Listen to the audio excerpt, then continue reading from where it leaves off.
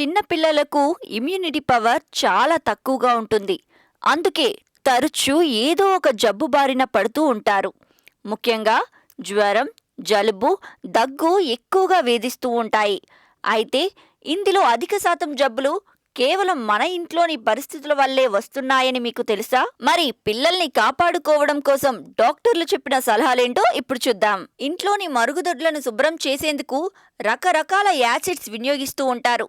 వీటి ఘాటైన వాసనలు రకరకాల ఎలర్జీలకు కారణమవుతాయని వైద్యులు చెబుతున్నారు. శుభ్రం చేసేవారే కాకుండా ఇంట్లో ఇతర సభ్యులపైన ఈ ప్రభావం ఉంటుంది. ఇళ్లల్లో బాత్రూంలు, వంటగది, నీటి పైపులు ఉండే చోట నిత్యం తడిగా కనిపిస్తుంది.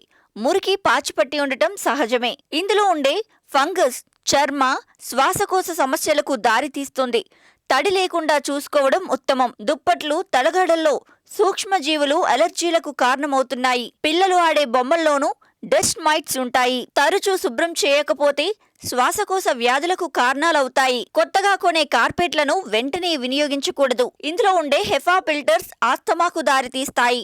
వాటిని విప్పి 1-2 రోజులు బయట పెట్టిన తర్వాత వాడాలి. ఇంట్లో ఒక బొద్దింక కనిపిస్తే అప్పటికే చాలా ఉన్నట్లే.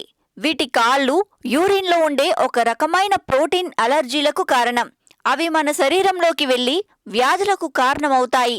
వీటిని నిర్మూలించడానికి వాడే రసాయనాలు ప్రమాదమే. బొద్దింకల కారణంగా పిల్లలు తరచూ జ్వరం బారిన పడుతూ ఉంటారు.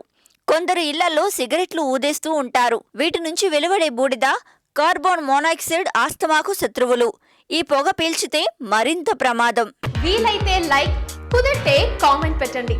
ఇలాంటి ఇంట్రెస్టింగ్ బ్రేకింగ్ బిగ్ న్యూస్ మాకు తెలిసిన వెంటనే మీకు తెలియజేస్తాం.